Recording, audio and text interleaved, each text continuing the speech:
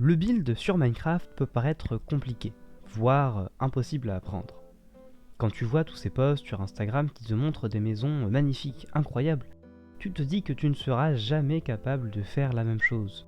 Pourtant, ce n'est en fait pas si difficile. Il suffit de maîtriser quelques bases, de faire marcher son imagination et c'est à peu près tout. Dans cette série de vidéos, je vais justement t'apprendre tout ce dont tu as besoin pour t'améliorer en build et passer de ça à quelque chose de quand même plus regardable. Allez, c'est parti.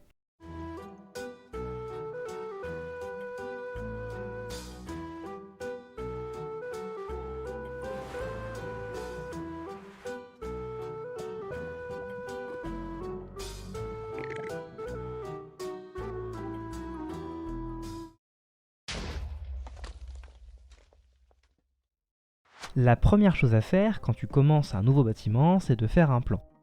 La création du plan, c'est le moment où tu penses à la forme de ton build. Et souvent, quand on n'a pas de plan, on finit par faire un cube, voire un très gros cube. Et comme on sait pas ce qu'on va faire ensuite, le rendu final n'est pas terrible. Alors, comment faire un bon plan? Je dirais qu'il y a deux règles à suivre pour y arriver. La première, c'est utilise des formes simples. La plupart des builds sont basés sur deux formes, le rectangle d'une part et le cercle d'autre part. Ensuite, il faut juste assembler ces deux formes pour faire un plan plus complexe. La deuxième règle, c'est que tu dois faire en sorte que ton plan soit impair. C'est-à-dire que tes rectangles aient des côtés de longueur impairs et tes cercles des rayons de longueur, là encore, impairs. Cette règle permet, dans 90% des cas, de rendre un build de suite plus joli, plus harmonieux, même s'il y a quelques exceptions. Prenons deux exemples. Imaginons qu'on veut faire une maison médiévale. Alors commence par poser un rectangle au sol. En général, on fait ça avec des blocs de couleur comme de la laine ou du béton, et comme ça c'est plus simple. Une fois que ton rectangle est fait, et impair, ne l'oublie pas, réfléchis à l'aspect final de ta maison. Un rectangle tout simple sera peut-être un peu vide, alors il vaut mieux y ajouter quelques variations. Et vu qu'on fait du médiéval, on peut par exemple ajouter une tour, qu'elle soit ronde ou carrée. Notre plan évolue. Maintenant, on peut encore casser ce rectangle de base pour le rendre encore moins plat. Et si on agrandissait un peu la maison? Rien de plus simple, il suffit d'ajouter un second rectangle. Alors ce rectangle, tu peux le placer en travers du rectangle déjà existant ou bien à côté, selon tes préférences.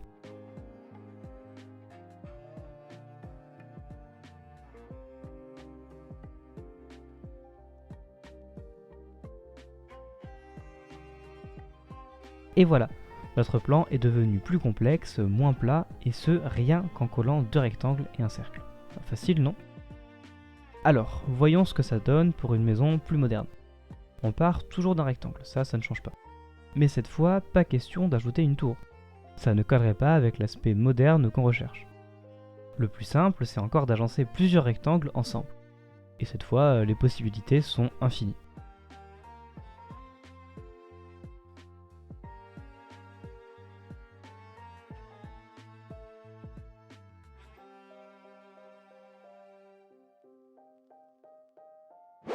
Tu sais maintenant comment faire un plan pour ton build. Et c'est aussi simple que ça. Tous les builders, même les meilleurs, partent de quelques rectangles et quelques cercles pour faire la plupart de leur build. Si je te montre cette cathédrale par exemple, eh bien ce n'est qu'un agencement parmi tant d'autres de nos deux formes basiques, ni plus ni moins. Cela dit, ne pars pas tout de suite, car ce n'est pas complètement fini. Tu sais certes faire un plan, mais un plan en 2D seulement. Et là tu me diras sans doute qu'un plan, oui, c'est en 2D. Ce à quoi je répondrai oui, mais non. En tout cas pas dans Minecraft. Un plan en 2D, c'est utilisable quand tu construis sur un monde plat, ou dans un biome à faible relief, comme une plaine ou un désert. Mais dès qu'il y a un peu de relief, ce serait quand même dommage de ne pas en profiter pour rendre ton build encore plus beau. Et c'est là qu'intervient le plan en 3D.